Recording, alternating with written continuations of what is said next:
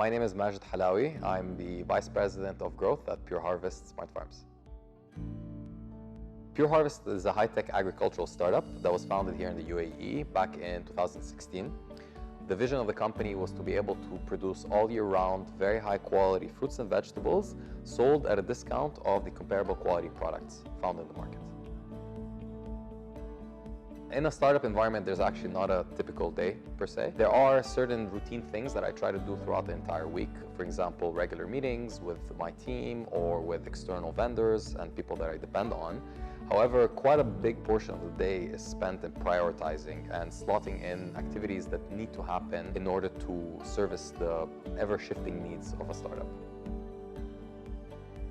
The very first thing is, of course, having a large cup of coffee. But then after that, it's actually sitting down and prioritizing what needs to be executed within that day based on the changes that have happened from the previous evening to the day, and then deciding on what needs to be actioned immediately or can be pushed on till later. For a lot of the times, it's kind of reminding myself, like, it's going to be okay. And then kind of reassuring myself, like, look, whatever happens, at the end of the day, it's important to put my best effort in, and then, hopefully it succeeds. So as you probably know, the region here imports the vast majority of its food, actually over 80 or 90% of its food. Now, the pandemic exposed how dependent we are on global food supply chains. And what we as Pure Harvest advocate for is localizing your food production. So if anything, the pandemic has put a lot of emphasis on the need for local production, and this put us in a position to really ride this movement and really continue pushing what we've been advocating for a very long time, the importance of local production and making sure that we have supply and not depend on the global markets. Well, a few years ago, it was actually very hard to convince anybody that it is feasible to grow food in the middle of the desert.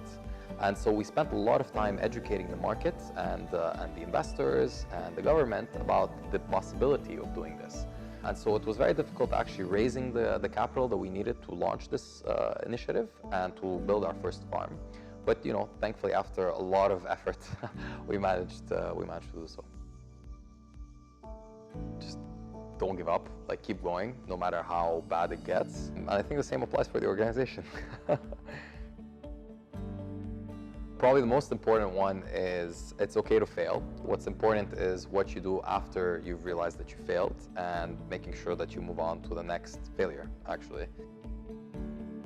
From a professional perspective, it shows that no matter what gets thrown at you, you can still find a way around it. So building a farm, using suppliers from around the world while doing it behind the computer in my room was something very bizarre, but we managed to do it. From a personal standpoint, I think it exposed kind of the importance of certain relationships over others, and it shows you that being physically present doesn't necessarily mean that you're not together.